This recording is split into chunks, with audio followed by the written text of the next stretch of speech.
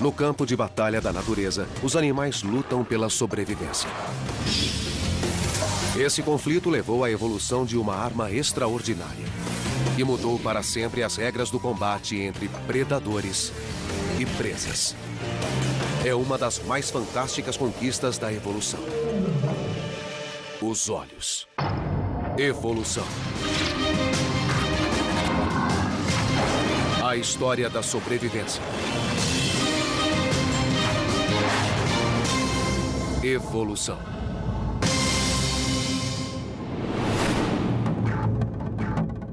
O reino animal engloba milhões de espécies. E mais de 95% delas têm um traço em comum: o sentido da visão. Os olhos estão por toda parte. Mas preste atenção. Nenhuma espécie vê o mundo de modo idêntico que as outras. Os olhos dos animais são incrivelmente variados. Têm olhos de várias formas, de vários tamanhos, de várias configurações, porque os animais têm estilos de vida diferentes. Entre os olhos mais aguçados do reino animal estão o das aves de rapina.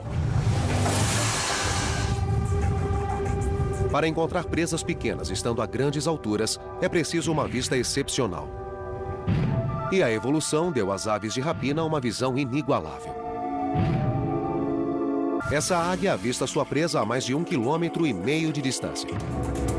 Mesmo mergulhando a velocidades de até 300 km por hora, acerta o alvo com precisão mortal.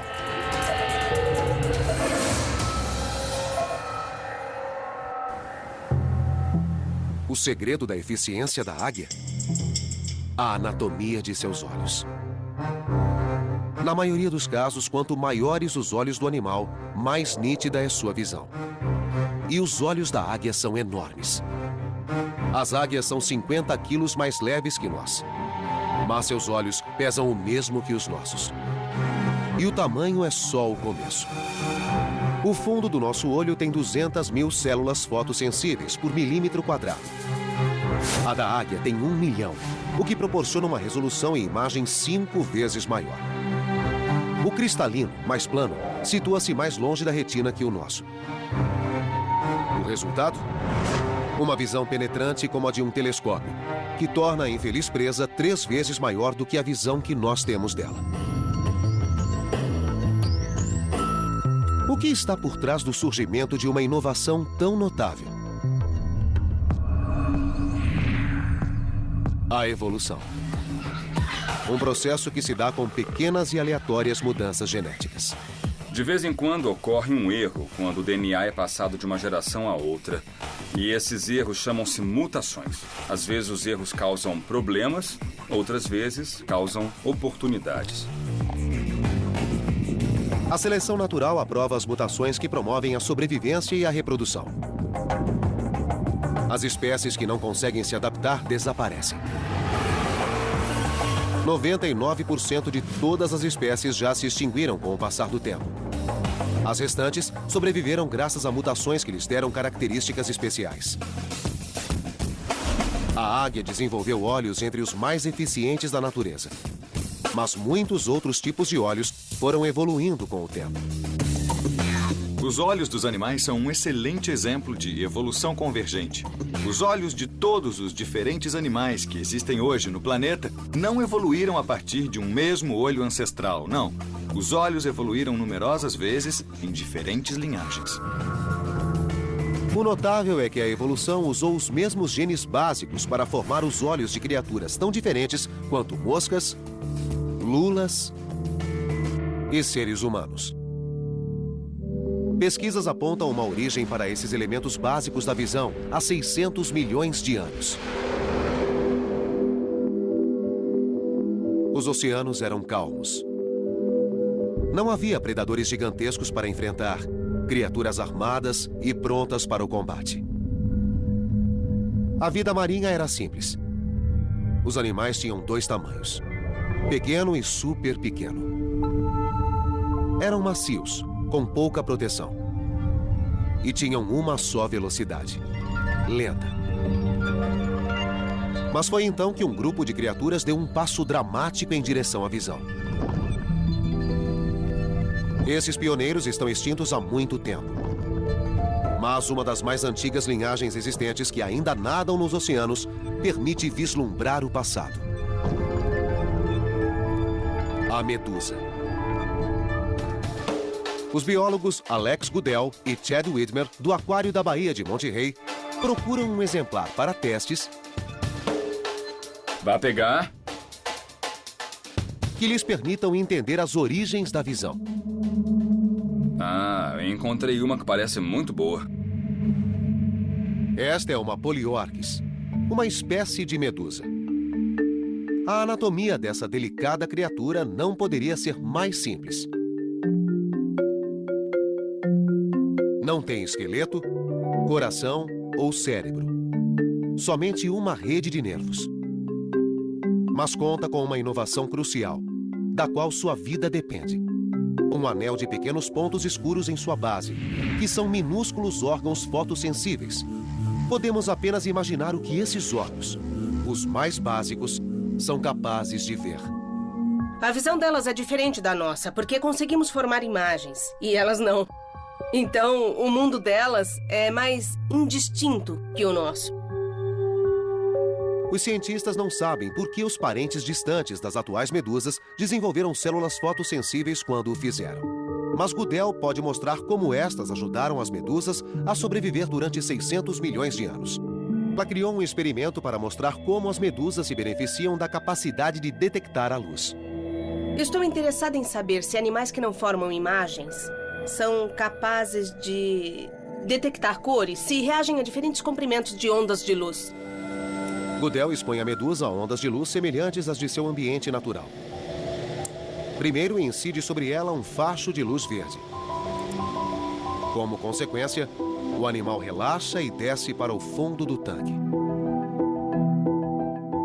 Os tentáculos estão se alongando. É verdade. Com certeza dá para ver que está relaxando. Estende os tentáculos, pulsa com menos frequência. A luz verde geralmente as faz relaxar. Elas descem até o fundo, estendem os tentáculos e a pulsação diminui. Por que a luz verde descontrai a medusa? É o comprimento de onda de seu habitat, o solo oceânico. Elas passam a maior parte do tempo no fundo, onde recebem naturalmente muita luz verde. Encontram os alimentos no fundo e estão acostumadas com esse tipo de luz. Goodell então muda o jogo. Enche o tanque de luz roxa. De repente, a medusa pulsa freneticamente. Quando liguei a luz roxa, a medusa teve uma reação de fuga. Os tentáculos encolheram e o pulso aumentou. É uma reação como a de um ser humano fugindo de um incêndio. Para a medusa, a luz roxa significa que uma agressão, ou até mesmo a morte, podem ser iminentes. A razão é simples. Comprimentos de ondas curtas, como luzes roxas, ultravioletas ou azuis, são de energia alta e podem ser nocivos para organismos transparentes. Muitos animais transparentes se elevam na água à noite e ficam na superfície. Então, quando amanhece, eles voltam a migrar para baixo. A luz desencadeia ações. Embora simples, esse sistema de visão ajudou as medusas a sobreviver durante 500 milhões de anos, enquanto buscavam alimentos e fugiam de predadores.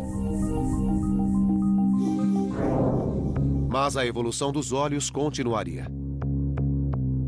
Há mais de 500 milhões de anos, as águas calmas foram tomadas por um novo tipo de criatura. Os olhos, em breve, fariam um grande avanço e iniciariam uma corrida evolutiva que mudaria para sempre a vida na Terra.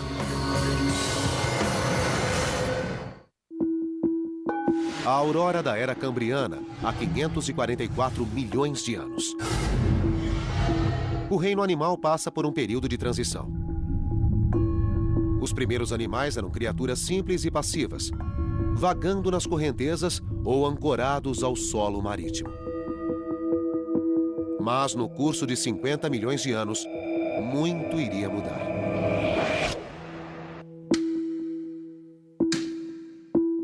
A vida passou por uma transformação explosiva.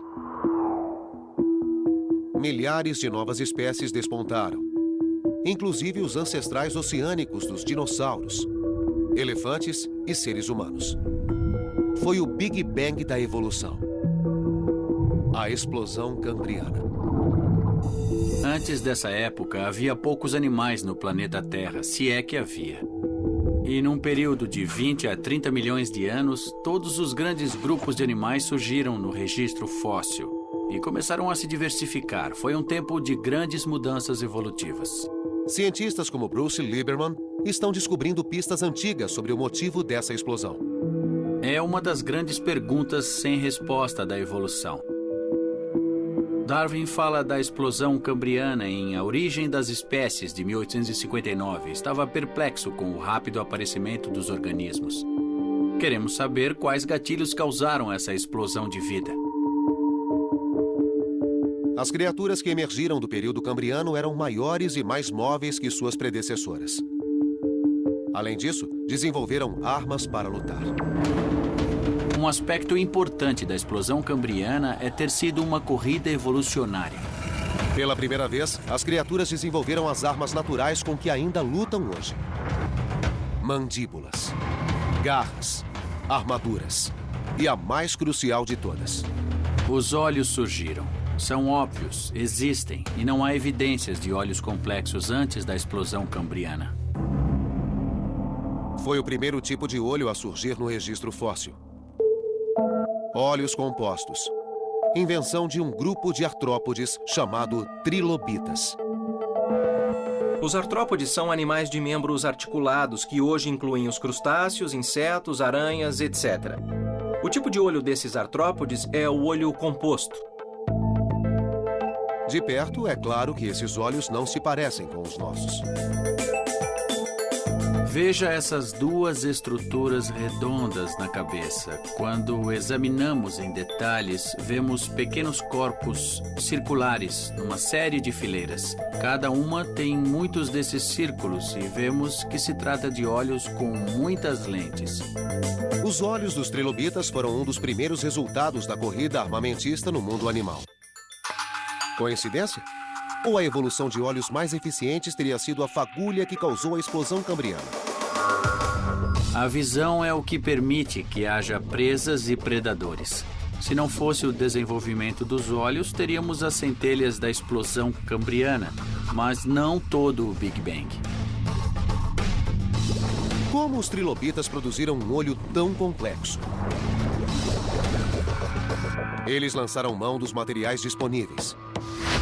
Seus olhos são feitos de pedra. Esta pedra é calcita, e é a mesma pedra ou mineral que compõe o olho dos trilobitas. A pele dos trilobitas secretava esse mineral para formar suas carapaças e olhos rígidos. É disso que o esqueleto é feito. Tiveram de desenvolver o olho com essa substância. Temos um bom registro de como eram os olhos deles. Sem a calcita, os trilobitas seriam não só nus, como cegos. Esses olhos de cristal representaram um grande avanço em relação às células fotossensíveis. E deram aos trilobitas uma enorme vantagem em termos de sobrevivência. Os olhos que existiam antes da explosão cambriana estavam longe de ser tão complexos como o tipo de olho dos trilobitas. O olho composto permitiu que perseguissem melhor as presas ou encontrassem carcaças para comer. Verdadeiros visionários, os trilobitas diversificaram e sobreviveram por quase 300 milhões de anos. Até que uma extinção em massa varreu o último dessa espécie. Mas outros artrópodes sobreviveram. E um grupo levou o olho composto a um outro patamar. Os insetos. A forma de vida animal mais abundante no planeta são os insetos. Há literalmente mais de 1 milhão de espécies de insetos. Todos têm o complexo olho composto. Os primeiros insetos evoluíram há cerca de 400 milhões de anos. Embora os insetos e os trilobitas tenham um ancestral comum, não são seus descendentes diretos. Segundo estudos, eles desenvolveram os olhos compostos independentemente, mas a partir do mesmo modelo genético. Uma série de lentes microscópicas que se combinam para formar uma imagem. Quanto maior o número, maiores os detalhes. Moscas rajadas têm centenas de lentes por olho. As abelhas têm incríveis 7.000 lentes. Mas a evolução levou um inseto a desenvolver um olho composto de espantosa complexidade. A libélula. Surpreendentemente, cada olho tem 29.000 lentes, tornando-o um fabuloso detector de movimento. Quando persegue uma presa veloz, chega a atingir 60 km por hora. Os olhos não focalizam bem, mas sua velocidade de processamento é extraordinária, distinguindo imagens 5 vezes mais rapidamente que os nossos. O resultado são reflexos relâmpago, ideais para sincronizar ataques e evitar colisões em alta velocidade.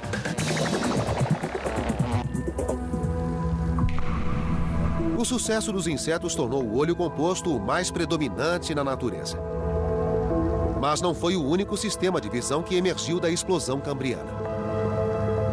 Outro grupo de animais se desenvolveu e lançou seu próprio protótipo de olho avançado: os vertebrados. Os olhos dos insetos e os olhos dos vertebrados representam exemplos diferentes da origem dos olhos. Eles partiram de diferentes ancestrais, mas chegaram ao mesmo fim. Os olhos dos vertebrados começou como um simples detector de luz. Com o tempo, evoluíram e se tornaram um sistema de mira dos maiores predadores da história.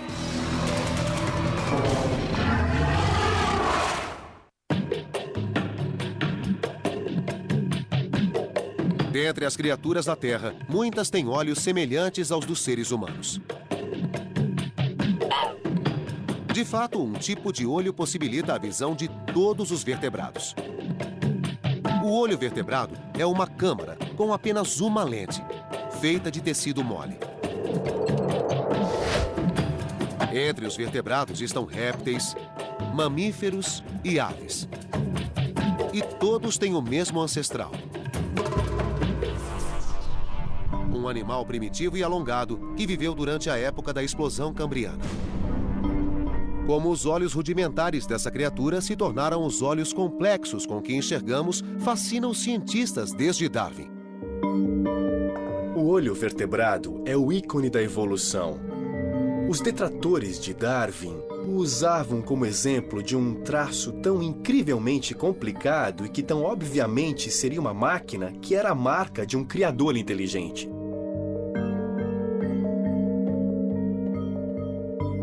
A famosa resposta de Darwin foi passar por uma série de etapas evolutivas e mostrar que se pode começar com células fotossensíveis na superfície da pele. E a partir daí, criar um olho numa região rebaixada. Ou colocar as células fotossensíveis nessa região, criando o primeiro senso de direção. E a partir daí, pode-se criar outros tipos de partes oculares para focalizar. E assim ele mostrou que era plausível que uma série de etapas tivesse levado ao complexo olho-câmera. Esse novo olho predominou entre as criaturas marinhas, fornecendo uma arma avançada na batalha entre predadores e presas. Os genes formadores de olhos foram passados para todos os ramos da árvore dos vertebrados, do primeiro peixe aos tubarões. E para os habitantes de águas rasas, que passariam a visar um mundo inexplorado. A Terra. Uma nova arena que um grupo de predadores viria a dominar. Essas criaturas, os dinossauros carnívoros, surgiram há 230 milhões de anos. Durante os 160 milhões de anos seguintes, governariam o reino animal, enchendo o registro fóssil com os ossos de suas presas vencidas. O que tornou os dinossauros carnívoros predadores tão eficientes? Seu tamanho? Sua velocidade? Sua série de armas mortais? Tais traços são comuns a qualquer mega predador. mas são inúteis sem outra técnica vital: a capacidade de mirar presas. Os dinossauros carnívoros certamente tinham os maiores olhos da história. Mas como sua visão os ajudou a se tornar predadores tão extraordinários? A missão do paleontólogo Kent Stevens é responder essa pergunta.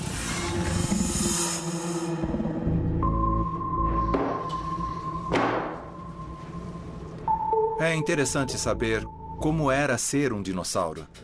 Que tipo de visão ele tinha? Como usava os olhos? Mas havia um grande obstáculo. Ao contrário dos ossos, os olhos dos dinossauros não suportaram a passagem do tempo. É preciso preencher as lacunas porque o tecido do globo ocular nunca é preservado. Tudo o que resta são os ossos. Stevens usa os ossos para fazer maquetes de cabeças de dinossauros, que podem revelar como era a visão desses animais. Encontrei um meio de compreender como era que o dinossauro olhava o mundo a partir da minha visão do animal. Stevens criou um modo novo de simular a visão dos dinossauros usando lasers. O raio ilumina o olho, permitindo a Stevens traçar sua linha de visão. Quando o olho iluminado é obscurecido pela testa ou focinho do animal, Stevens chega ao limite do que o olho podia ver. Decidi traçar as linhas de visão sobre um vidro entre mim e o animal, sendo que, se eu não pudesse vê-lo, ele não poderia me ver. Mapeando as linhas de visão dos dois olhos, Stevens calculou o grau de sobreposição.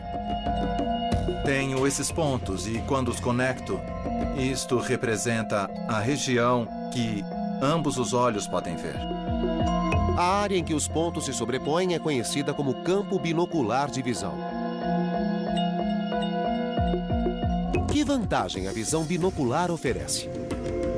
A visão binocular, ou seja, ver algo com os dois olhos, é ótimo para avaliar profundidade. Se você tem dois olhos e pode focalizá-los simultaneamente no objeto à sua frente, seu cérebro pode determinar exatamente a distância desse objeto. Como isso ajudaria um predador? Imagine um dinossauro grande, com olhos voltados para fora, resultando em dois campos de visão que não se sobrepõem. Isso dificulta que o animal destaque um objeto de seu pano de fundo e avalie a distância até ele. Mas se os olhos se voltassem para frente, seus campos coincidiriam, possibilitando alguma visão binocular. De repente, o mundo se torna tridimensional e medir a distância até um alvo deixa de ser um problema. Stevens sabia que, se pudesse entender a visão binocular dos dinossauros carnívoros, poderia determinar como caçavam as presas. Escolheu estudar o membro mais célebre do grupo, o Tiranossauro Rex. Com caninos de 33 centímetros, esse monstro de 6 toneladas estava armado até os dentes. Mas ele tinha um sistema de visão compatível com sua força? Ele tinha 55 graus, que é uma visão binocular considerável, como a dos falcões. Stevens concluiu que esse sistema de visão permitia que o Tiranossauro Rex localizasse sua presa à distância e a perseguisse. Isso certamente foi uma vantagem seletiva para um predador. Ele podia não perder o alvo de vista e a sobreposição permitia que visse o mundo se movendo enquanto avançava.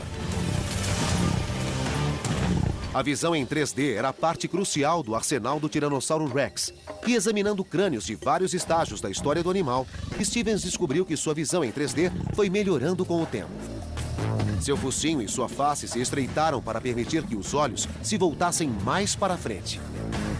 A evolução moldou a cabeça desses animais com um propósito. Houve uma progressão em direção a uma visão cada vez mais binocular. Então foi uma vantagem para o animal. Com olhos voltados para frente e diâmetro de 10 centímetros, a visão do Tiranossauro Rex estava entre as mais detalhadas do reino animal. Mas Stevens descobriu que nem todos os dinossauros carnívoros eram como o Tiranossauro Rex. Este é o Alossauro. Foi o maior predador do final do Jurássico. Seus olhos são muito voltados para fora. Não só isso, como há também uma estrutura aqui sobre o focinho do animal que obliterava totalmente a visão do lado esquerdo sobre o lado direito e vice-versa. Então este animal tinha anti-olhos que lhe impediam ter um campo de visão muito amplo. O alossauro tinha 20 graus de visão binocular. Como um dinossauro com uma visão tão limitada foi uma fera do Jurássico? Será que a visão menos binocular obrigou o alossauro a sofisticar seu método de caça? Predadores modernos que têm pouca sobreposição entre os olhos são predadores de emboscada, como o crocodilo moderno. Um dos aspectos importantes desse predador é poder vigiar e saber o que se passa ao seu redor. Então, os olhos laterais são totalmente coerentes com os predadores de emboscada. Eles esperam que as presas cheguem até eles e precisam avaliar qual é o momento certo de atacar e abater a presa.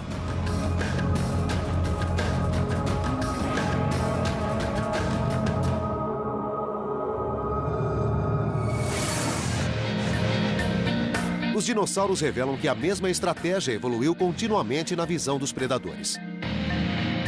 No caso das presas, a estratégia é oposta.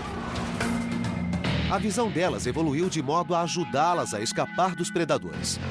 Enquanto os caçadores desenvolviam olhos cada vez mais próximos para mirar as presas, os olhos destas se afastavam cada vez mais.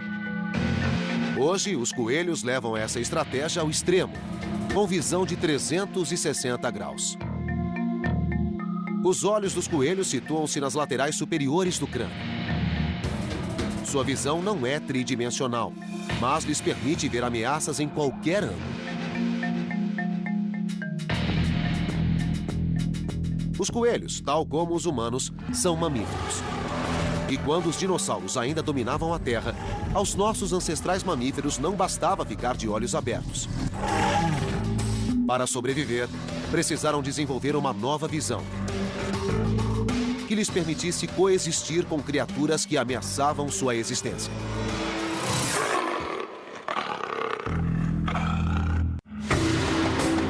Há 100 milhões de anos, os dinossauros dominavam a Terra. Qualquer animal que competisse com esses mega-predadores tinha poucas chances. Principalmente os recém-chegados à evolução, os primeiros mamíferos da Terra. Eram animais não muito maiores que ratos. Na época dos dinossauros, havia também mamíferos, mas eles eram muito pequenos, caberiam na palma da mão e só queriam ficar fora do caminho dos dinossauros. Para os mamíferos, a opção era correr ou ser esmagado. Essas pequenas criaturas se adaptaram a um nicho ainda não explorado: a noite. E desenvolveram um sistema de visão próprio para a escuridão: a visão noturna. Um triunfo da evolução óptica e um traço essencial para a sobrevivência de muitos mamíferos hoje. Muitos mamíferos modernos enxergam bem no escuro e muitos deles são noturnos. E, em alguns casos, isso deve ser um vestígio da herança evolutiva de mamíferos pequenos que se escondiam dos dinossauros e saíam à noite para se alimentar. Que mudanças a evolução impôs aos olhos dos animais noturnos?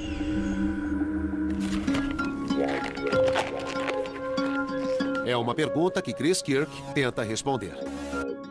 Eu sempre digo que era de se esperar que alguém no século XVIII tivesse coletado globos oculares, mas, para minha surpresa, quando comecei a procurar dados sobre a anatomia do olho, havia muito pouco publicado, então passei 1 ano e meio coletando olhos. Kirk usa sua extensa coleção de olhos para estudar o mecanismo da visão noturna. Colocando os globos oculares lado a lado, ele os compara e percebe como sua anatomia evoluiu para enfrentar as trevas. Qual a diferença entre os olhos de um macaco diurno, o mico, e de um animal noturno, como o lêmur e anão?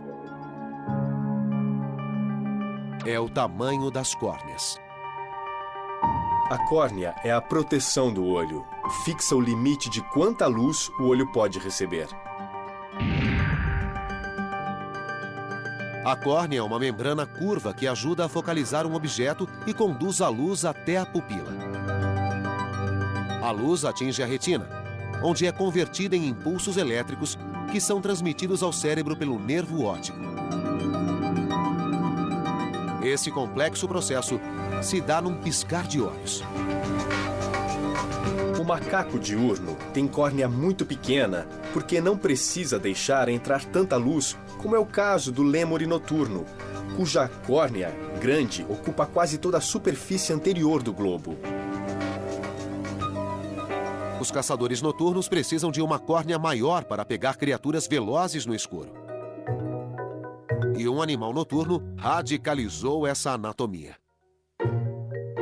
Os társios são totalmente singulares. Não há nada semelhante no mundo dos olhos vertebrados. O diâmetro da córnea do társio é quase igual ao diâmetro do globo ocular. Existem 5.400 espécies de mamíferos. Proporcionalmente, nenhuma tem olhos tão grandes quanto os do társio. Com 15 centímetros, é um dos menores predadores do mundo, mas seu sistema de vigilância supera o de seus adversários. Os társios precisam de uma visão que seja muito sensível e aguçada. Um dos únicos modos de conseguir isso é ter olhos cada vez maiores, e foi o que os társios fizeram. São tão grandes que superam o tamanho do cérebro. Este é o olho de um társio filipino, e veja que sua córnea é um pouco maior que as minhas córneas. Mais incrível ainda é que a cabeça do társio é só deste tamanho. Os olhos do társio são tão grandes que precisam de apoio extra para não cair. O globo ocular ultrapassa os limites da órbita e tem fortes tecidos conectivos nas pálpebras para manter o globo no lugar. A criatura compensa os olhos imóveis com um pescoço que gira a mais de 180 graus. As adaptações visuais do társio mostram a que extremos chega a evolução. Muitos animais, como os grandes felinos, encontraram outro modo de aumentar a visão noturna. Presentes em fábulas e contos de fadas, olhos que brilham no escuro assustam crianças há séculos. Mas o que é um pesadelo para alguns, para outros é uma dádiva da evolução. Eles nos enxergam muito bem, muito melhor do que nós os vemos. Com certeza.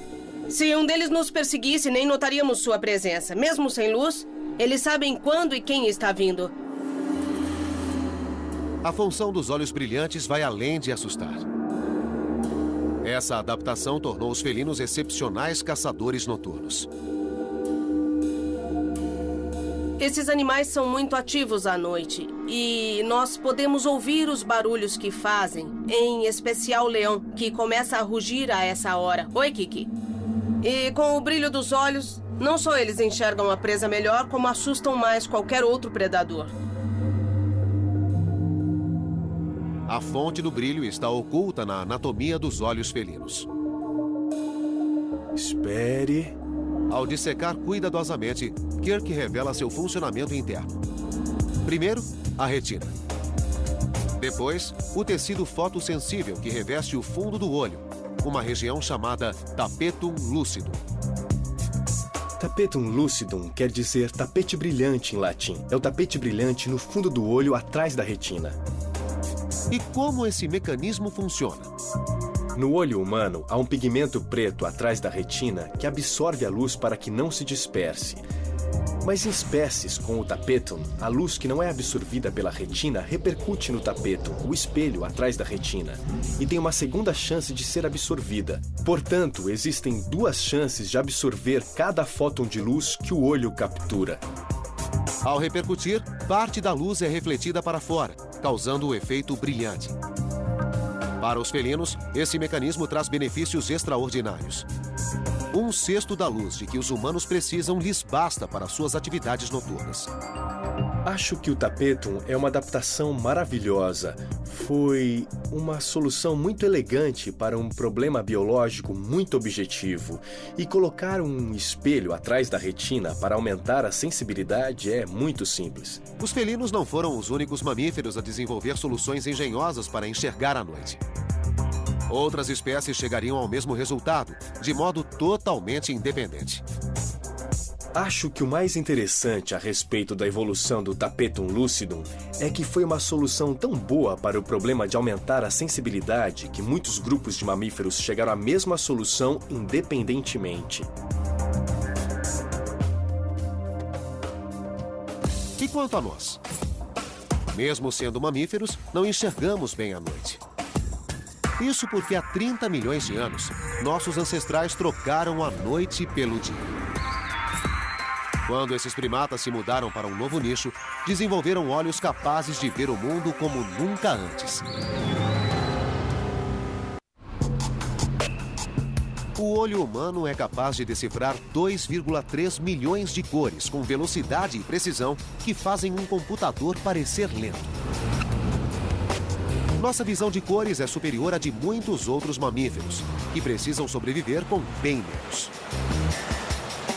Para os cães, o mundo é virtualmente destituído de cores. Apenas um pequeno número de espécies, incluindo nossos parentes primatas, são capazes de ver uma gama completa de amarelos, azuis, verdes e, mais importante, vermelhos. Mas os primeiros primatas não possuíam essa exímia visão de cores. Sua evolução se deu na esteira de uma extinção em massa. 66 milhões de anos atrás, um asteroide gigantesco causou a extinção dos dinossauros não aviários e abriu caminho para o surgimento dos mamíferos. Depois do fim dos dinossauros, os mamíferos se espalharam. De repente começaram a se diversificar e um grupo de mamíferos, os primatas, foram direto para as árvores. Quando foram para o alto das florestas, os primatas se tornaram uma nova espécie. Uma das linhagens passou a ser diurna. Os ancestrais dos atuais macacos e humanos. E seus olhos passaram por uma nova adaptação inexistente nas espécies anteriores. A expansão da visão das cores. Uma gama padrão de cores, que consistia de azuis e verdes, passaram a incluir vermelhos. Por que os primatas precisavam ver o vermelho nesse novo mundo? Os biólogos buscam pistas nos primatas de hoje. O macaco guariba é um animal singular que pode nos ajudar a entender nosso próprio passado evolucionário. O biólogo Nate Domini passou a carreira pesquisando primatas para entender nossa própria evolução. Eles são quase como uma máquina do tempo para saber como o macaco ancestral na África e na Ásia teria sido. Nós podemos obter pistas de como era sua dieta, seu comportamento, sua anatomia. E esse animal ancestral foi quem deu origem a todos os macacos posteriores e depois aos humanos. Domini queria saber por que a seleção natural favoreceu uma melhor visão de cores em nossos ancestrais. O que eles ganharam conseguindo ver a cor vermelha? Domini passou um ano estudando primatas em seus hábitats naturais. Minha pesquisa de doutorado incluiu ir para a África estudar macacos com diferentes dietas e chimpanzés para saber se havia algum alimento comum ao qual todos eles recorreram e que podia explicar por que esses macacos tinham uma visão de cores muito semelhante. Domini percorreu a floresta em busca de amostras para testes, esperando coletar folhas com as quais os macacos se alimentavam. Mas havia um problema. Ele não alcançava o que os macacos comiam. É difícil na floresta tropical. Quando um animal está no alto de uma árvore comendo algo e você quer uma amostra, não é muito fácil conseguir. Como não tinha outra escolha, ele adotou uma arma. Usamos um robusto estilingue panamenho para disparar pedrinhas nas copas e derrubar folhas. É um bom modo de coletar amostras dos alimentos dos primatas. Após coletar e guardar as amostras, Domini começou o verdadeiro trabalho. Usando um instrumento chamado espectrômetro, ele registrou a cor de cada folha que recolheu. Está vendo esse pico aqui no espectro verde? Isso indica que a folha é verde. Então, comparado com aquela, o pico desta aqui acontece mais nas regiões laranja e vermelha. Esses dados levaram a uma notável descoberta. Os macacos não só comiam folhas vermelhas, como estas compunham a maioria de sua dieta. E quanto mais vermelha a folha, mais jovem e mais nutritiva. As folhas velhas e maduras são verdes, duras, cheias de toxinas. São folhas que é melhor evitar. Então, os primatas em geral procuram sempre as folhas que são mais jovens. E se essas folhas jovens também tiverem uma cor que as distingua das folhas maduras, então é vantajoso desenvolver um mecanismo que detecte as folhas mais jovens. Para os primatas, o vermelho não era apenas mais uma cor. Era uma baliza. Um meio de orientação que lhes permitia localizar o melhor alimento à distância. Quando vê folhas vermelhas no alto das árvores, ele sabe que são jovens. E assim, pode poupar energia e tempo e ir diretamente até essas folhas, em vez de procurar aleatoriamente pelo ambiente. Uma melhor visão das cores. Uma estratégia evolutiva que os cientistas descobriram ser apenas uma entre muitas. Os primatas logo se beneficiariam de outra adaptação crucial: a visão binocular. É um traço que os predadores já haviam desenvolvido. Mas, para os primatas, serviria a um novo propósito. Os primatas têm olhos na frente da cabeça, mas não são predadores. A vantagem de ter dois olhos voltados para a mesma direção é a percepção de profundidade. Para pular de uma árvore para outra árvore, é bom ter uma boa noção de profundidade. Com o tempo, os primatas desenvolveram um campo binocular de visão de 60 graus, como o das aves de rapina. Esse salto evolucionário permitiu que os primatas explorassem a coordenação mão-olho. Mas a maior visão binocular teve um preço. Ao contrário dos coelhos, os primatas passaram a ter um campo de visão limitado.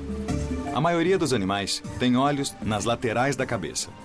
Ou seja, os olhos estão no lado da cabeça, o que lhes fornece uma visão panorâmica e é muito útil para detectar predadores que podem chegar por trás. Então, acaba sendo prejudicial ter os olhos na frente, mas a vantagem é a maior noção de profundidade, a maior acuidade visual. Quando os primatas abandonaram o sistema de visão que os protegia, as aves de rapina logo aproveitaram. Mergulhando do céu e colhendo primatas das copas das árvores, essas aves eram uma ameaça considerável. Segundo as evidências encontradas em fósseis, as aves de rapina exercem algum tipo de pressão seletiva sobre os primatas, desde que existem primatas e aves de rapina. Os primatas eram um alvo fácil para os predadores alados. Ameaçados, eles desenvolveram um novo tipo de comportamento: viver em sociedade. Quando desenvolveram olhos na frente da cabeça, esses animais tiveram de viver com outros animais para aumentar a probabilidade de detectar um predador. Viver em grupo foi a resposta que os primatas deram aos predadores. Permitiu-lhes manter o alto grau de visão binocular sem sacrificar a segurança. Estar atento em prol da comunidade teve um efeito colateral evolutivo: cérebros maiores e mais capazes. Surgiu a vida em grupo. E quando isso aconteceu, houve grande pressão seletiva. A evolução gerou cérebros maiores, porque era preciso lembrar de mais indivíduos. Os fósseis mostram como o sistema visual dos primatas evoluiu com o tempo.